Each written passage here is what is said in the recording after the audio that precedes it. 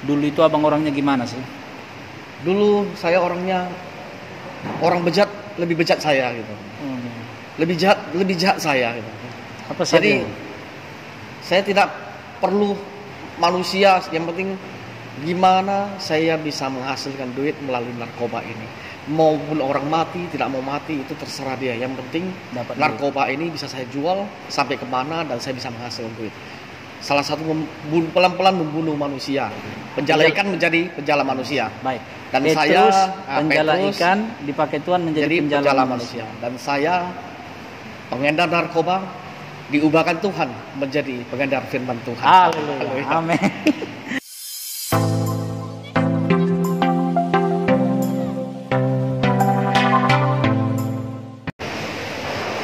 Baik, salam saudara seiman yang diberkati Tuhan dimanapun kita berada. Shalom.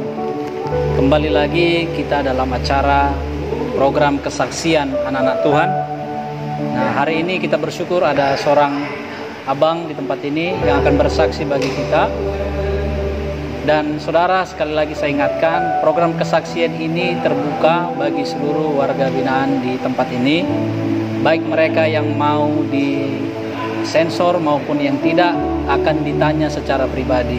Nah, hari ini bersama dengan abang ini kita akan bercerita, ngobrol-ngobrol seputar pengalaman hidupnya. Nah, saudara, mari kita dengar. Saya akan memulai dan saya akan berbincang-bincang dengan abang ini. Terima kasih, Tuhan Yesus memberkati. Baik, shalom bang. Shalom. Ini kita ada dalam program kesaksian. Nah, kalau boleh tahu nama abang siapa? Nama saya Suwanto Asansun, marga saya Sun. Asli orang Cina. Chinese ya. Chinese. Baik, bersama dengan abang Asansun yang hari ini kita akan ngobrol. Yang pertama bang, langsung saja. Abang kasusnya apa bang? Kasus saya narkoba. Vonis berapa tahun bang? 7 tahun 3 bulan. Vonis 7 tahun 3 bulan. Baik, sudah berapa lama menjalani hukuman? Sudah menjalani 5 tahun. 5 tahun. Dan dengar-dengarnya ini, abang ini ikut program pembinaan usul pembebasan bersyarat. Ya. Dan dengar-dengar sudah akan mau bebas Bulan 6. bulan 6, puji Tuhan. Sudah dekat waktunya, tetapi puji Tuhan hari ini abang ini akan bersaksi bagi kita melalui pengalaman hidupnya. Nah, langsung saja bang, ini kan sebelum kita ke kasus abang tentang narkoba kita tanya, kalau boleh tahu sekarang di lapas abang apa saja kegiatannya untuk semakin bertumbuh iman? Yang pertama itu sudah pasti kita harus mendekatkan diri pada Tuhan, melayani Dia, pekerjaan Dia. Dan itulah dia dikehendaki Tuhan tempat lapas. Berarti abang saat ini melayani di gereja lapas. Ya, melayani. Tapi menarik saudara, kita akan tanya langsung. Apakah dulu abang sering ke gereja atau bagaimana? Tidak, dulu saya adalah penganut. Berarti di luar Kristen. Di luar Kristen, tidak pernah mengenal namanya Tuhan. Berarti di lapas lah abang mengenal Tuhan. Ya, 2017. Baik. Ini menarik saudara, sebelum kita sampai ke situ dan abang ini mengalami pertobatan, mengenal Tuhan di lapas di tempat ini, dan itu sudah terjadi di tahun 2017. Sebelum itu saya mau tanya bang, pengalaman tentang narkoba ini bagaimana kasusnya? Apa saja yang abang kerjakan tentang narkoba? Narkoba ini dulu saya ada seorang pengedar perusak rakyat bangsa Indonesia. Berarti abang pengedar? Pemakai enggak? Pemakai. Oh, pemakai juga. Pecandu juga. Obat-obatan, ganja, segala macam pecandu. Pecandu, pemakai, pengedar. Nah, ini menarik. Nah, abang bagaimana ceritanya abang bisa ketangkep? Dulu saya mengandalkan kehebatan saya sendiri. Polisi sangat tidak susah untuk menangkap saya karena saya licin dan jeli dalam narkoba ini. Baik. Jadi apapun ceritanya, sepandai-pandai tupai melompat tetap akan jatuh juga. Karena saya dijebak oleh kawan saya sendiri. Dengan begitu mudahnya polisi Polda bisa menangkap saya. Itulah ceritanya. Kabarnya abang dulu sering dikejar-kejar polisi, nggak dapat ya? Nggak dapat. Karena bahkan abang ini pernah menerobos jalur tol pakai mobil. Maksudnya menerobos ini bagaimana, Bang? Saya dikejar polisi memakai kereta, saya pakai mobil. Jadi satu-satunya jalan untuk menyelamatkan diri dari kejaran polisi memakai kereta hanya jalan tol. Polisi kan nggak bisa masuk lewat jalan tol. Lewat jalan tol lah itu saya bisa selamat. Polisi tidak masuk lagi? Nggak bisa masuk lagi. Sampai masuk ke tol. Tapi ikut proses bayar pakai tol. Pelang itu saya tabrak. Pelangnya ditabrak, tapi akhirnya selamat. Lolos. Iya. Itu pengalaman karena susah ditangkap, tapi sepintar-pintarnya tupai melompat pasti jatuh juga. Itulah kesaksian sampai dia ditangkap polisi, divonis 7 tahun 3 bulan. Nah, dulu itu abang orangnya gimana sih? Dulu saya orangnya orang bejat, lebih bejat saya gitu. Lebih jahat saya. Apa sih? Jadi saya tidak perlu manusia, yang penting gimana saya bisa menghasilkan duit melalui narkoba ini.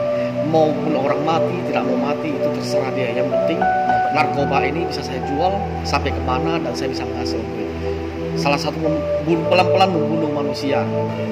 Itu narkoba ini sebenarnya pelan-pelan membunuh. Ini seorang mantan pengedar. Ini ada statement dari abang ini yang luar biasa yang harus kita dengar. Dan abang ini nggak malu. Makanya saudara, abang ini mau kasih statement dari kehidupannya. Apa statement abang itu?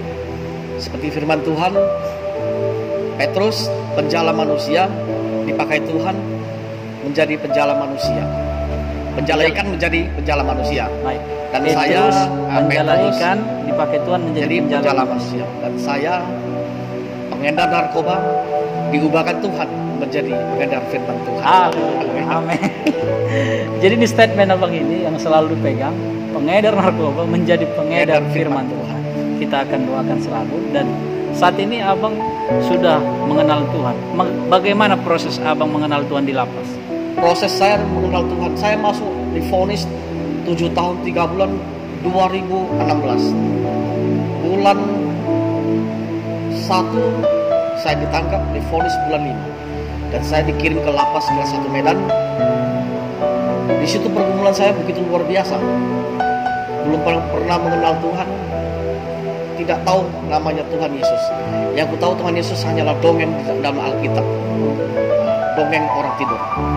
Jadi pergumulan saya berat, sehingga keluarga saya pun mencapakan saya, tidak lagi mau mengenal saya, tidak lagi mengakui saya sebagai keluarga, karena pergumulan saya begitu luar biasa dengan keluarga saya. Sehingga tidak ada lagi jalan yang untuk saya lalui dan macam seperti orang yang sudah linglung di lapas ini. 2017 pergumulan saya semakin hebat.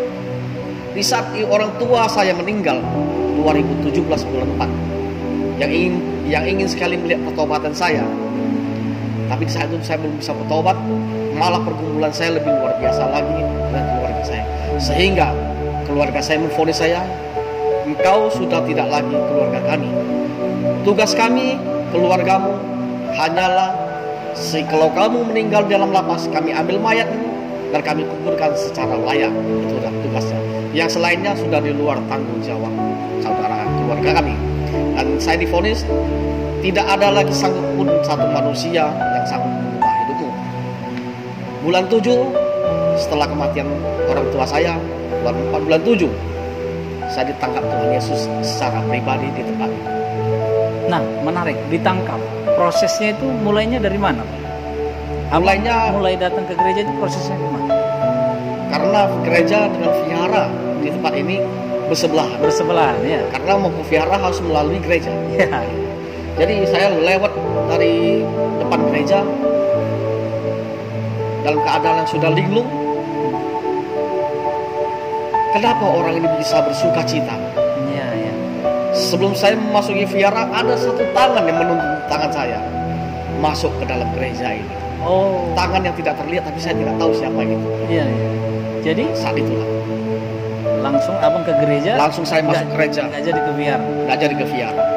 Karena waktu mau jalan ke vihara, kayaknya mau digeser ke gereja gitu. Ada satu tangan yang menuntun. Yang memegang tangan.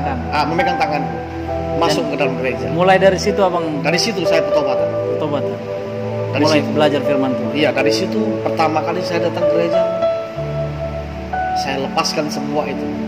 Dan kayaknya ada satu sosok Tuhan yang membimbing saya di samping saya itu. Nah, disitulah pertobatan saya terjadi. Di situ juga saya berjanji melepaskan segala yang namanya narkoba, kebohongan, kenajisan, rokok, semua itu. Dari saat itu saya lepaskan semua. Amin. Nah, saudara seiman, ini perjalanan hidup seorang pengedar narkoba menjadi pengedar firman Tuhan. Dan saat ini abang ini sudah aktif melayani di gereja Lapas sebagai worship leader, sebagai pendoa, dan juga sebagai pemberita firman Tuhan. Nah, hari ini saya mau tanya secara pribadi, kalau bebas nanti apa yang akan abang kerjakan? Komitmen saya satu, keluarga saya masih belum mengenal Tuhan. Amin. Saya ingin pulang, janji saya pada Tuhan, saya ingin bawa keluarga saya pada Tuhan. Amin. Itu komitmen pertama. Ya. Dan kedua, saya akan menjadi saksi di dalam penjara bagaimana bahayanya narkoba. Haleluya. Dan ketiga, itu pasti saya akan melayani Tuhan. Itu udah pasti. Dimanapun saya siap. Baik.